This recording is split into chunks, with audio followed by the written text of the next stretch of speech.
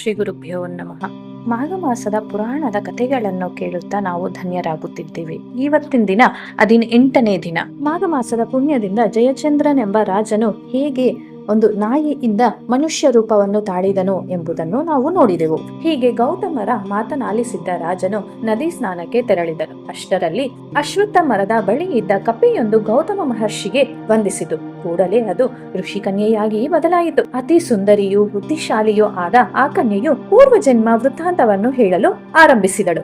ಗೋದಾವರಿ ನದಿ ತೀರದಲ್ಲಿ ಒಂದು ಗ್ರಾಮವಿತ್ತು. ಹರಿಶರ್ಮನ ಪತಿ ಆಗಿ ಮಂಜುಳಾ ಎಂಬ ಹೆಸರಿನಿಂದ ನಾನು ಜನಿಸಿದೆ. ಪ್ರಾಪ್ತ ವಯಸ್ಕಳನಾದ ತಂದೆಯು ಜ್ಞಾನಾನಂದನೆಂಬ ಆತನೊಡನೆ ನನ್ನ ವಿವಾಹವನ್ನು ಮಾಡಿದನು. ಪರಮ ಸಾತ್ವಿಕನೂ ಪಂಡಿತನೂ ಆಗಿದ್ದನು. ಒಮ್ಮೆ ಮಾಘ ಮಾಸ ಸಮೀಪಿಸಿತು. ಆಗ ಆತನು ತನ್ನ ಪತ್ನಿಗೆ, ಮಾಘ ಮಾಸವು ಪರಮ ಪವಿತ್ರವಾದದ್ದು. ನೀನು ಈ ಮಾಸದಲ್ಲಿ ನೀನು ಪ್ರತಿದಿನವೂ ಅರುಣೋದಯದಲ್ಲಿ ಎದ್ದು ಮಾಘ ಸ್ನಾನವನ್ನು ಆಚರಿಸಿದರೆ ಸಕಲಾಭಿಷ್ಟ ಸಿದ್ಧಿಯಾಗುತ್ತದೆ. ಆದ್ದರಿಂದ ನೀನು ಮಾಘ ಸ್ನಾನ ಮಾಡಿ ಶ್ರೀಹರಿಯರನ್ನು ಭಕ್ತಿಯಿಂದ ಸೇವೆ ಮಾಡು. ಇದರಿಂದ ನಿನಗೆ ಶುಭವೇ ಆಗುತ್ತದೆ. ದಿನಕ್ಕೆ 1 ಅಧ್ಯಾಯದಂತೆ ತಿಂಗಳ 30 ದಿನಗಳಲ್ಲಿ ಈ ಮಹಾತ್ಮೆಯನ್ನು ಪಾರಾಯಣ ಮಾಡು. ನಿನ್ನ ಸೌಭಾಗ್ಯವು ನಿರಂತರವಾಗಿರುತ್ತದೆ ಎಂದರು. ನಾನು ಆತನ ಮಾತನ್ನು ಲೆಕ್ಕಿಸದೇ ಇಲ್ಲ. ಸೌಮ್ಯ ಸ್ವಭಾವದ ನನ್ನ ಪತಿಯನ್ನು ಮತ್ತಷ್ಟು ಕೆಣಕಿ ಮಾತನಾಡಿದೆ.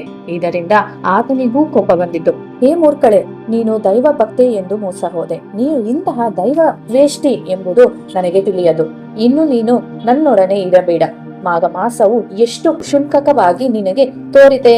ಇರಲಿ, ನಿನ್ನ ಅಹಂಕಾರವೇ ನಿನ್ನನ್ನು ಶಿಕ್ಷಿಸುತ್ತದೆ. ನೀನು ಕೃಷ್ಣಾ ನದಿ ತೀರದಲ್ಲಿ ಒಂದು ಕಪ್ಪೆಯಾಗಿ ಜನ್ಮ ತಾಳುವೆ ಎಂದನು. ನನಗೆ ಪತಿಯ ಶಾಪದಿಂದ ತುಂಬಾ ಭಯವಾಯಿತು. ನನ್ನ ಅಹಂಕಾರವೆಲ್ಲ ಅಣಗಿತು. ಆತನ 2 ಪಾದಗಳನ್ನು ಹಿಡಿದು ದೈನ್ಯ ಭಾವದಿಂದ ಪ್ರಾರ್ಥನೆ ಮಾಡಿದೆ. ಸ್ವಾಮಿ, ನನಗೆ ಈ ಶಾಪ ವಿಮೋಚನೆ ಹೇಗೆ? ನಾನು ತಮ್ಮನ್ನು ಮತ್ತೆ ಸಂಧಿಸುವುದು ಹೇಗೆ? ನನ್ನ ಈ ತಪ್ಪಿಗೆ ಪ್ರಾಯಶ್ಚಿತ್ತವೂ ಇಲ್ಲವಾ? ನಿನ್ನ ದಾಸಿ ಆದ ನನ್ನನ್ನು ಹೇಗಾದರೂ ಮಾಡಿ ರಕ್ಷಿಸಿರಿ ಎಂದು ಬೇಡಿದೆ. ಆಗ ನನ್ನ ಪತಿಗೆ ನನ್ನ ಮೇಲೆ ಕರುಣೆ ತೋರಿತು. ಗೌತಮ ಮಹರ್ಷಿಗಳು ಯಾತ್ರಾರ್ಥವಾಗಿ ಕೃಷ್ಣಾ ನದಿ ತೀರಕ್ಕೆ ಬರುತ್ತಾರೆ. ಅವರ ತಪೋಬಲದಿಂದ ಮಾಘ ಮಾಸ ವ್ರತ ಫಲದಾಗಿಯೂ ನಿನಗೆ ಮತ್ತೆ ನಿಜ ಸ್ವರೂಪ ಬರುತ್ತದೆ ಎಂದು ಗೌತಮರಿಗೆ ಆ ಯುವತಿಯು ತನ್ನ ಪೂರ್ವ ವೃತ್ತಾಂತವನ್ನು ತಿಳಿಸಿದಳು. ಗೌತಮ ಮಹರ್ಷಿಗಳು, ಮಗಳೇ, ಭಯಪಡಬೇಡ. ನೀನು ಇಷ್ಟು ಕಾಲ ಶಾಪವನ್ನು ಅನುಭವಿಸಿರುವೆ. ನಿನ್ನ ಪತಿಯು ಈಗ ವೈಕುಂಠ ಲೋಕದಲ್ಲಿದ್ದಾರೆ. ನಿನ್ನ ಪತಿಯ ಮಾತನ್ನು ಕೇಳದೆ ಇದ್ದುದಕ್ಕೆ ನೀನು ಇಷ್ಟು ತೊಂದರೆಗಳನ್ನು ಅನುಭವಿಸಬೇಕಾಯಿತು. ಮಾಘ ಮಾಸ ಪ್ರಭಾವವು ಅಸಾಮಾನ್ಯವಾದದ್ದು. ಆರೋಗ್ಯ, ಐಶ್ವರ್ಯ ಅಷ್ಟೇ ಏಕೆ, ಮೋಕ್ಷ ಸಾರ್ಥಕವೂ ಆದ ಈ ಮಾಘ ವ್ರತವನ್ನು ಆಚರಿಸಿದರೆ ಅದಕ್ಕಿಂತ ಶ್ರೀಹರಿಗೆ ಪ್ರೀತಿಪಾತ್ರವಾದ ಪೂಜೆ ಇನ್ನೊಂದಿಲ್ಲ. ನಿನ್ನ ಪತಿಯು ಭವಿಷ್ಯವನ್ನು ತಿಳಿದಿದ್ದವನು. ನಾನೇ ನಿನಗೆ ಸನ್ಮಾರ್ಗವನ್ನೇ ಆತನು ತೋರಿದ್ದಾನೆ. ಆದರೆ ನೀನು ಅದನ್ನು ಅಲಕ್ಷ್ಯ ಮಾಡಿದೆ. ಅದರ ಫಲವಾಗಿ ನೀನು ಕಪ್ಪೆಯ ಜನ್ಮವನ್ನು ಅನುಭವಿಸಬೇಕಾಯಿತು. ನಿನ್ನ ಪತಿಯ ಶಾಪವು ಮಾಘ ಮಾಸದ ಮಹಿಮೆಯಿಂದಾಗಿ ನಿವಾರಣೆ ಆಯಿತು.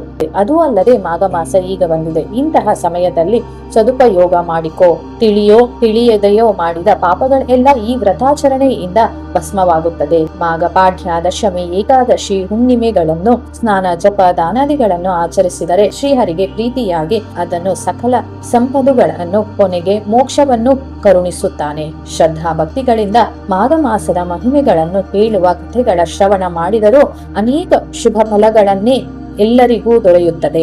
ಹೀಗೆ ಆ ಬ್ರಾಹ್ಮಣ ಪತಿಯು ಮಾಘದ ಉಳಿದ 5 ದಿನಗಳನ್ನು ಆಚರಿಸಿ ತನ್ನ ಪತಿ ಸಾನ್ನಿಧ್ಯವನ್ನು ಗೌತಮರ ಅನುಗ್ರಹದಿಂದ ಹೊಂದಿದಳು ಎಂಬಲ್ಲಿಗೆ ಸ್ಕಾಂದ ಪುರಾಣಾಂತರ್ಗತ ಮಾಘ ಮಾಸ ಮಹಾತ್ಮೆಯ 18ನೇ ಅಧ್ಯಾಯವು ಸಂಪೂರ್ಣವಾಯಿತು.